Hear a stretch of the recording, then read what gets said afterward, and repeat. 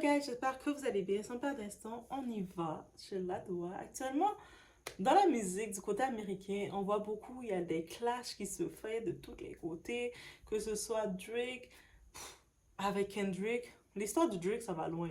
On l'entend récemment dans sa maison à Toronto, il y a eu une embuscade qui s'est faite. Il a un de ses magasins aussi, il y a eu des graffitis.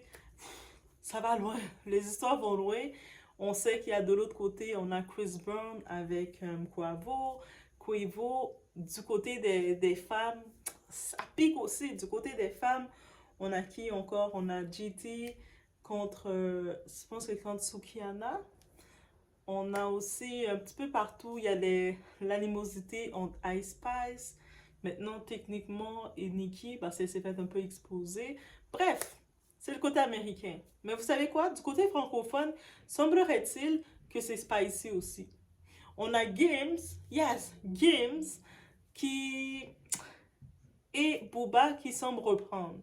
Eux se sont dit, mais c'est le moment des clashs. On va vous donner des clashs aussi, mes amis, à leurs fans. Parce que vous savez, les fans, que ce soit de Gims, que ce soit de Booba, que ce soit de peu importe, quand il y a des clashs, c'est le moment qu'ils peuvent montrer leur favoritisme. Moi, mon favori, mon chouchou est meilleur que ton chouchou. C'est un petit peu, et ça peut générer des ventes du côté marketing. Semblerait-il que du côté francophone, on a Games qui semble relancer le tout et dire, ah, toi, Booba, là, toi, là, tu fais ton grand, là, mais t'es même pas si grand que ça. Hein. Guys, c'est pas moi qui le dis, hein. C'est Gims qui l'a dit. Donc, laissez-moi savoir ce que vous en pensez, mais on est chez Ladoa. It's about everything et on y va sans perdre.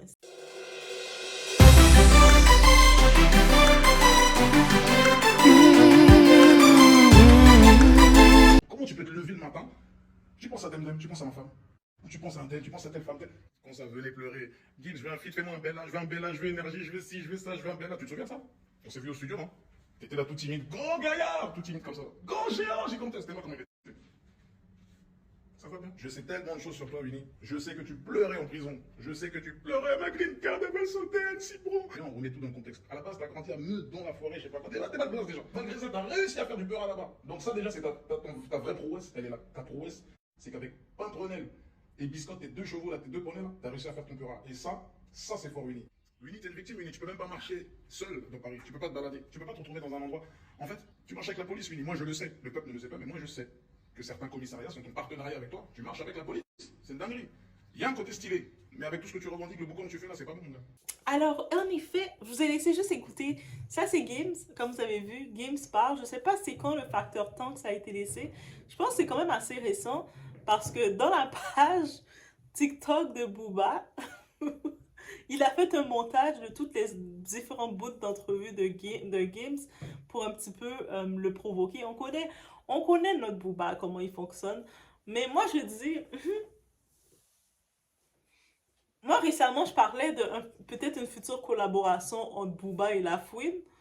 Et là, je vois que Gims, il vient piquer Booba, là. Et là, Gims a dit, moi, je suis là, là. Viens, je suis là. Je sais que tu voulais des featuring avec moi, là. Tu voulais. Ah, les gars, c'est pas moi qui le dis, hein. C'est ça qui a été dit, à ce qui paraît. Donc, qui que je défends? Dans ce côté-ci, je peux pas défendre l'un ou l'autre, ok? Gims, en plus, chacun, ils sont dans leur domaine différent. Gims, il fait plus R&B francophone, world music un peu. Et Booba, c'est du rap. Mais bref, les deux, on les a toujours su, son animosité. Des fois, on sait que Booba, il aime ça tacler Demdem, la femme de Gims. Et puis, tout le temps qu'il taclait toujours sa femme, Gims réagissait pas trop. Et là, Gims, à ce moment, il s'est dit, hmm, qu'est-ce que t'as contre ma femme comme ça? Laisse ma femme tranquille. Oh oh, monsieur, tu veux pas être aussi chaud comme ça sur ma femme, là? Moi, je veux pas que tu sois chaud sur ma femme. C'est ma femme. Et il vient un petit peu, je pense que dans ce cas-ci, je sais pas qu'est-ce qu'il laisse entendre, il vient un peu répondre, parler face à sa femme, et c'est tout à fait normal, c'est tout à son honneur. Si c'est de ce côté-ci, son côté musique, c'est normal que Gims doit défendre sa femme. Comme, parce qu'on l'a vu, hey, on peut dire tout ce qu'on veut, mais Booba, il a beaucoup taclé, il s'est jamais gêné de beaucoup piquer et tacler Demdem. Et j'ai toujours pas compris pourquoi, parce que Demdem, c'est comme, Elle n'est pas chanteuse, c'est la femme de Gims. Pourquoi tu piques la femme comme ça des gens? Comme... Pourquoi? Là, maintenant, je me dis, côté musical, je pense que ça peut être quelque chose d'intéressant. Côté musical, je pense que ils sont chacun dans un niveau, ça peut être intéressant. Moi, je vous dis, côté artistique, marketing, on y va juste côté marketing des deux côtés, mais côté marketing, ça peut être très intéressant et ça peut les rapporter beaucoup de relancer un petit peu un genre de tac entre eux comme ça.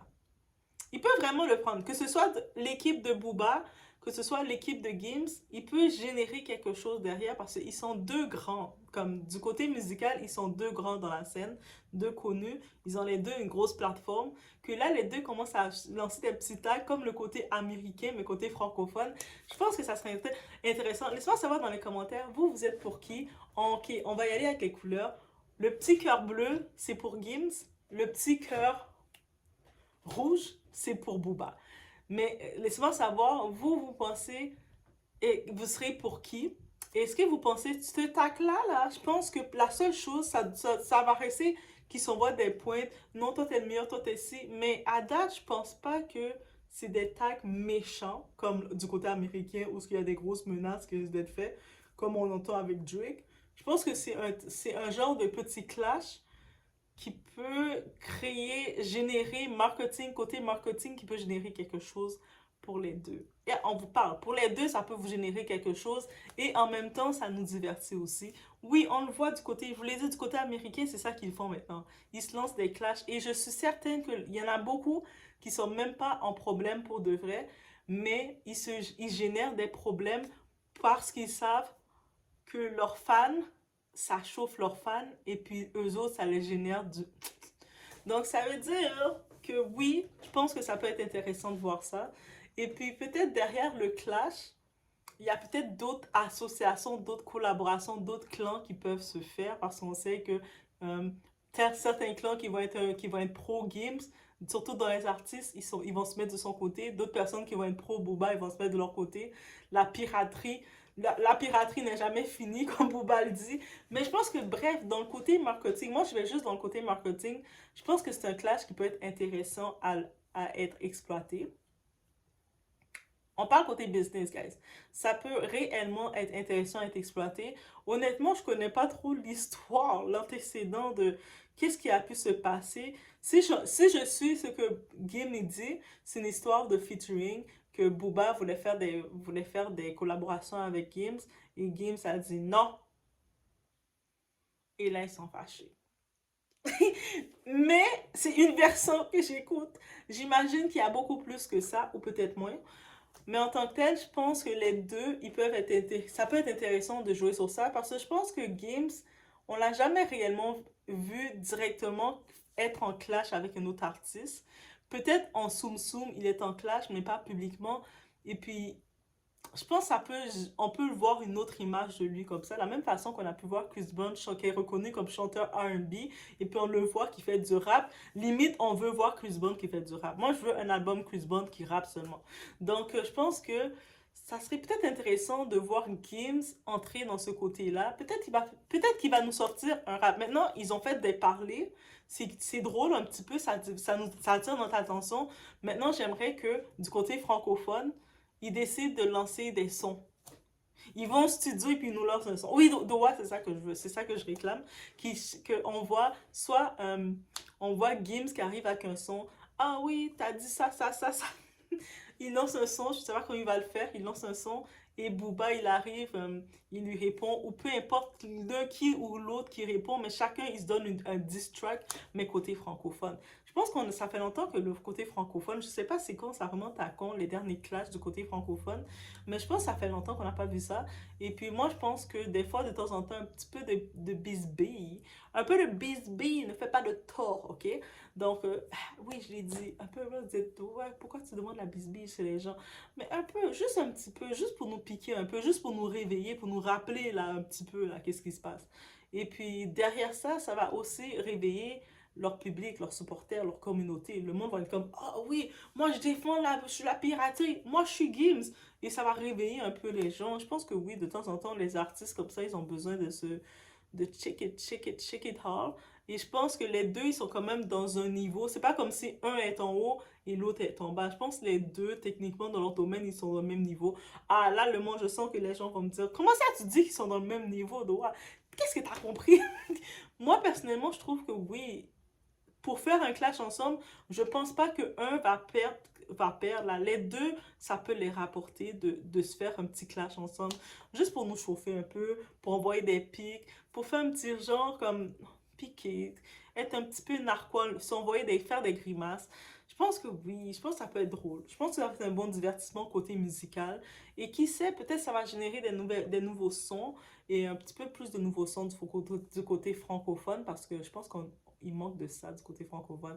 Il manque un petit peu de spice du côté francophone. Il manque des épices. Mettez les épices. Venez nous mettre des épices du côté francophone. On compte sur Booba, on compte sur Gims.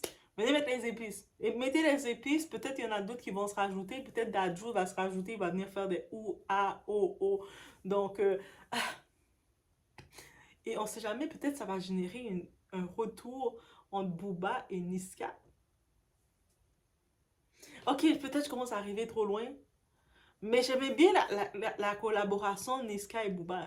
En vrai, peut-être je suis la seule qui disait, j'ajoute ça comme ça, mais j'aimais bien leur collaboration. Je sais qu'ils sont séparés un peu, mais j'aimais bien la collaboration. Ou même Booba, des fois, la façon dont Booba est, il n'a pas besoin de personne à côté de lui, Booba. Booba, là, comme je vous ai dit, lui, il est dans son monde tout seul et puis il est prêt à faire comme ça, de pousser tout le monde. Mais par contre, je pense que pour les deux, ça peut être intéressant. Ça peut être intéressant du côté francophone d'amener un petit peu de spicy, d'amener un peu de piquant. Laissez-moi savoir. Est-ce que vous pensez pas un peu de piquant, ça peut pas faire du bien? Moi, je pense pas que ça va être un piquant négatif, méchant. Un petit piquant juste pour un peu de piquant. Depuis que ça va pas au niveau de Drake, où ce qu'on entend qu'on est allé chez Drake dans sa maison faire des affaires. Mais par contre, l'histoire qu'on allait dans la maison de Drake, oui, c'est possible, mais je pense pas que c'est Kendrick. Je vais juste le dire. Je pense pas que ça vient de Kendrick directement qui a orchestré du monde pour aller jusqu'à Toronto faire ça. Mais je pense peut-être plus c'est des fanatiques de Kendrick qui sont allés provoquer Drake. Donc, c'est c'était mon opinion. Parce que oui, les fanatiques, des fois, ils sont très intenses. Mais c'est ça. Donc, je laisse sur ce. C'était mon opinion face à ce petit moment de retrouvailles entre Gims et Booba. Je pense que les deux ont besoin de nouveaux sons. Donc, ça serait quand même bien qu'ils commencent à se réveiller chacun de leur côté. Ils se font des petits coups de com'. Donc, je laisse sur ce. Et guys, on se voit aux prochaines vidéos. Et juste comme ça, en parenthèse, je sais pas au courant, Booba avait fait la prison. Ah oui, je me rappelle le moment à l'aéroport, la bataille qu'il avait faite avec Caris. Mais il n'avait pas vraiment fait de la prison. Mais après, il a dit, oh, il a fait peur de perdre sa citoyenneté américaine, ou ses papiers, ses documents. Non, il n'est pas citoyen américain, je pense, mais il a fait peur de perdre ses documents américains, mais bref, il les a pas perdus. Mais Guillaume est provocateur, hein. De dire, oh, il pleurait parce qu'il allait perdre. Guillaume était provocateur. Encore une fois, je dis que c'est l'entourage. Sûrement des gens de l'entourage qui sont allés exposer, dire des détails sur Booba et puis lui en profitent. Mais connaissant, connaissant notre Booba là, vous pensez qu'il n'a pas une réponse? Booba, il a déjà commencé à faire un montage, sortir toutes les vidéos que Guy parle de lui. J'ai fait, oh my god. J'ai regardé la vidéo et puis j'ai vu c'est Booba qui le pose. J'ai fait, we know Booba have something. Est-ce que vous pensez que Booba va pas donner de réponse? Tu as parlé, Booba te donne son droit de réponse. Donc lui, il a partagé ça sur sa page. Mais techniquement, il n'a pas directement donné de réponse. Mais Booba, c'est le genre, il va juste sortir tous les montages, tout ce qu'il doit sortir et puis te répondre.